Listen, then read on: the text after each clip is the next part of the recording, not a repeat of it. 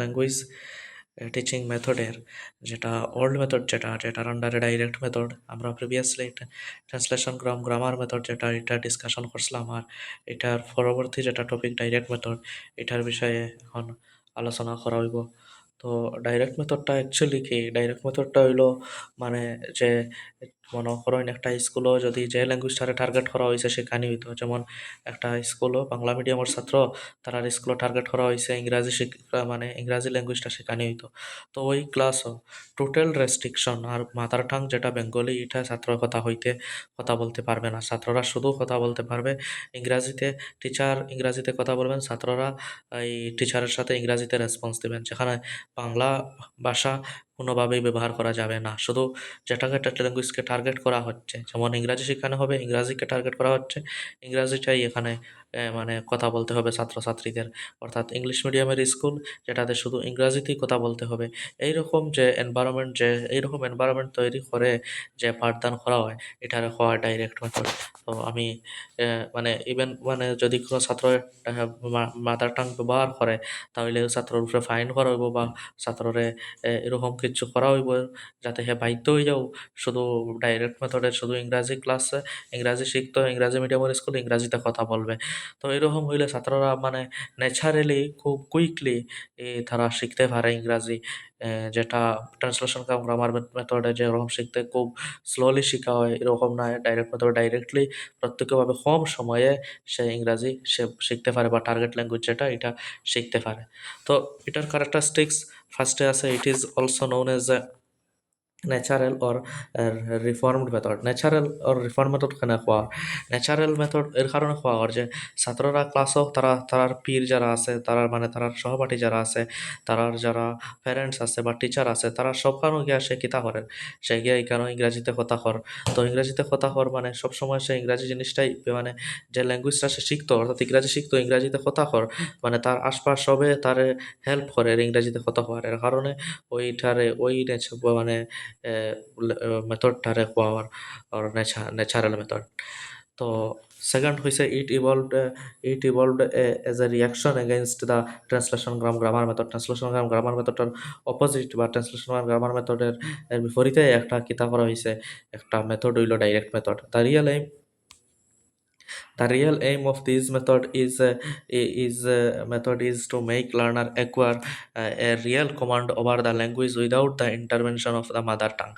মানে কিতা করা ওর মাদার টাঙ্গে কোনো ইন্টারভেনশন করতো না। ট্রান্সলেশন গ্রামার মেথড আমরা দেখছি ভরপুরভাবে ইউজ করা হয় মাদার টাং, কিন্তু এটা মানে মাদার টাংরে মাতৃভাষারে পাইয়া মানে কোনো ধরনের অসুবিধা না করিয়া, মাতৃভাষা ব্যবহার না করিয়া এই মেথডটা শিখা হয়। This method originated in France originated হইছে attention is paid to speaking and listening oral work processed in reading and writing। তো এটার মানে কি তা attention is paid আমরা হইছে আগে এলএস আগে যে মানে যেটা তোমার ট্রান্সলেশন কাম গ্রামার মেথড ছাত্ররা ইচ্ছাও করতো না, তারা মানে ইচ্ছাও করবে না যে তারা মানে ইংরাজি কথা শুনতো, কারণ সে বুঝতো না এই মেথডও। আমরা আগে যে মেথড যেটা আলোচনা করছি ট্রান্সলেশন গ্রামার মেথডও, আর আর মানে শোনারও ইচ্ছা নাই, তার বলারও ইচ্ছা নাই, কিন্তু এইখানেও সে তার পিরর মানে তার যারা পেয়ার গ্রুপ আছে, তার যারা প্যারেন্টস আছে, টিচারের সাথে টিচারের ইংরাজি কথাগুলো সে শুনে, আর টিচারের সাথে আবার কথা হইতে সে স্পিকিংও করে, তার বন্ধুরা লগে স্পিকিংও করে কীরকম করে ইংরাজিতে করে। তো এখানেও গুরুত্ব কোনটারে দেওয়া হয়, স্পিকিং আর লিসেনিংও দেওয়া হয়। কিন্তু ট্রান্সলেশন গ্রামার মেথড আমরা স্পিকিং আর লিসেনিংও টোটাল গুরুত্ব দেওয়া হয়েছে না। Oral work proceed reading and writing. প্রথমে স্পিকিং আর লিসেনিং মানে গুরুত্ব দেওয়া হইব, প্রথমে স্পিকিং আর লিসেনিং শেখা হইব, এরপরে আমরা রিডিং আর রাইটিংও গুরুত্ব দেওয়া হয় ডাইরেক্ট মেথডও। তো next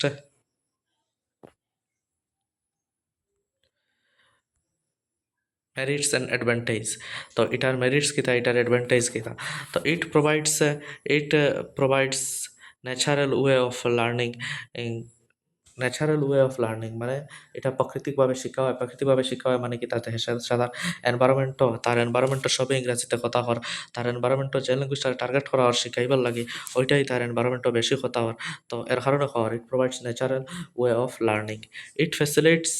learning in of English মানে ইংলিশ লার্নিংটারে কিতা করা হয় ফেসিলিটেটস করা হয় মানে এটারে প্রাধান্য দেওয়ার ওটা শিকার লাগি বেশি শিকার লাগি দেওয়ার it develops natural fluency in spoken English তো সব ছাত্র তার বন্ধুরার লগে তার প্যারেন্টসের লগে তার টিচারের লগে সবখানেও সে কিতা করে তার সোসাইটির সবখানেও যদি সে শিকার সুযোগ পায় কথা কোয়ার সুযোগ পায় ইংলিশের তাহলে তার স্পোকেন ফ্লুয়েন্সিটাও তাড়াতাড়ি বৃদ্ধি পাইব তো এটারে ডেভেলপ করে it makes more use of audio visual aids এটা মানে বেশি ব্যবহার করা হয় it involves more activities develops higher mental function such as application analysis synthesis তো অ্যাপ্লিকেশন একটা ল্যাঙ্গুয়েজের অ্যাপ্লিকেশন করা বিশ্লেষণ করা বাঙ্গা এটা মানে সবগুলা জিনিস এগুলা মানে গুরুত্ব দেওয়া হয় এগুলাত তো সে কিন্তু আমরা যারা ট্রান্সলেশন গ্রামার মেথড এই অ্যাপ্লিকেশন অ্যানালাইসিস সিনথেসিসের উপরে কোনো গুরুত্ব দেওয়া হয়েছে না শুধু মেমোরাইজিংয়ের উপরে গুরুত্ব দেওয়া হয়েছে কিন্তু এটাত মেমোরাইজিং নাই এটা অ্যাক্টিভিটি বেসড তো এইখানে ছাত্র এটার ব্যবহার করতে পারবো এটা কোন জায়গাত কোনটা ব্যবহার করতে পারবো তার এটা অ্যানালাইসিস করতে পারবো এই জিনিসগুলারে এই মানে ডাইরেক্ট মেথডও গুরুত্ব দেওয়া হয় তো নেক্সট হইল গিয়ে এটার ডিসঅ্যাডভান্টেজগুলা আচ্ছা মেরিটস এখনো রয়েছে it involves more activities and develops higher mental function such as application analysis synthesis তো এটা ঠিক আছে আমি আগেও কইছি আগর পোর্শন টপিকটা আমরা এটার উপরে কিতা দেওয়া হয় বেশি গুরুত্ব দেওয়া হয় এই অ্যাপ্লিকেশন অ্যানালাইসিস সিনথেসিসের উপরে oral drills and talk situation encourage spoken English তো সবসময় মানে মৌখিকভাবে মানে অভ্যাস করা বা কথা কয় আমরা স্পোকেন ইংলিশ মানে ইংলিশ শেখার যে অভ্যাস যেটা এটার এনকারেজ করবো মিনস এটারে মানে বাড়াবা দিব এটারে তোমার প্রাধান্যতা দিয়ে রাখবো it makes learner ready to face real life situation মানে রিয়েল লাইফ সিচুয়েশনে যদি কোনো ইংরাজি কথা হওয়ার দরকার হয় বা ইংরাজি কোনো একটা মানে কোনো খানো টিপিত হোক বা কোনো লেকচার হোক শুনে তো সে বুঝতে পারবো culture is also tough inductively মানে ইন্ডাক্টিভলি কালচারটারও কিতা করা হয় এটা অলসো টট ইন্ডাক্টিভলি কালচারটারও আমরা ইন্ডাক্টিভলি মানে কিতা করি কেন ও, তোমার সে সে মানে ইনডাইরেক্টলি এটার আমরা শিখাইয়া মানে শিখাইতে পারি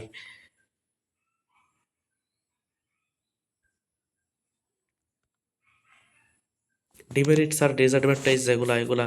মধ্যে প্রথমে হইল টিচার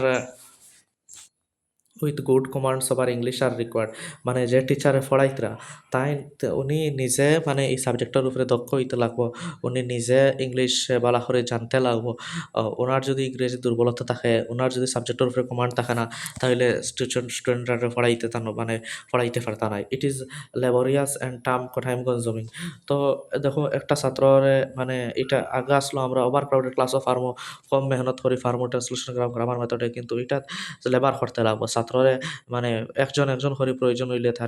তার প্রবলেমগুলা দেখা লাগবো তারে দেখাইয়া বুঝাইয়া দেওয়া লাগবো তার ভুলগুলা ধরা লাগবো তো এটার সময় বেশি লাগে it ignores translation completely some phrase expression and idioms can not be explained easily তো এখানে ট্রান্সলেশন যখন করা হয় না যেমন এখানে তোমার টোটাল বেঙ্গলি ল্যাঙ্গুয়েজ আপনি ইউজ করতে পারতাই না টোটাল যদি বেঙ্গলি ল্যাঙ্গুয়েজ আপনি ইউজ করতে পারেন না তাহলে কি তো হইব তাহলে যেমন একটা মানে একটা যদি লাইন সব আপনি কইয়া গেছেন তে মানে ইন্ডিয়া ইজ মাই কান্ট্রি তো এটা যদি সে বাচ্চাটা যদি কান্ট্রির মানে কান্ট্রির পারফেক্ট ইংরাজি মিনিং যেটা এটা না জানে তা বা এই লাইনটার অর্থ আপনি বুঝাইতে হইলে মানে বহুত কিছু ইংরাজিতে এক্সপ্লেন করিয়া মানে তার মাইন্ডও আনা লাগবো কিন্তু বাংলা যে ট্রান্সলেশন করা গ্রামার মেথড হইলে ইজিলি তাই বুঝানি গেল না ভারত আমার আর মানে ভারত আমার দেশ তো এই জিনিসগুলো আর এই যে জিনিস ছাত্ররা বুঝেন না এটা বোঝাইতে হলে একটু কমপ্লেক্সিটি ফেস করতে লাগে এই মেথডে it is expensive as it audio visual AIDS তো অডিও ভিজুয়াল এইডস কেন ব্যবহার করা হয় আর অডিও ভিজুয়াল এইডগুলা আপনার ম্যানেজ করতে এটা একটু খরচ সাপেক্ষ হয় এক্সপেন্সিভ পাওয়ার it is suitable only for linguistically minded student মানে যারা লিঙ্গুইস্টিক্যালি মাইন্ডেড যারা মানে ল্যাঙ্গুয়েজ শিখতো বা তারা যারা আগ্রহ আছে বা তারার লাগিয়া এটা ঠিক আছে বাকি যদি কোনো ছাত্রের আগ্রহ দেখায় না মানে একটু দুর্বলতা থাকে তার স্টাডি তাইলে তার কারণে এটা একটু কঠিন হয়ে যাব ও জিনিসটাই নেক্সট তো ডিমেরিট অতটুকু। এটা মানে ট্রান্সলেশন কাম গ্রামার মেথড যেটা, এটা আসলে আপনার আর আর মানে ভরপুরভাবে মাতৃভাষা ইউজ করা। আর এটা যেটা, এটা মানে মাতৃভাষা ইউজ টোটাল করতে পারতে নাই। ক্লাসরুমে এরকম এনভায়রনমেন্ট তৈরি করা, মাতৃভাষা ইউজ হলে তোমার ফাইন দিতে লাগবো, তোমার পানিশমেন্ট হইব, ওরকম আরই। আশা করি বুঝতে পারছেন। তো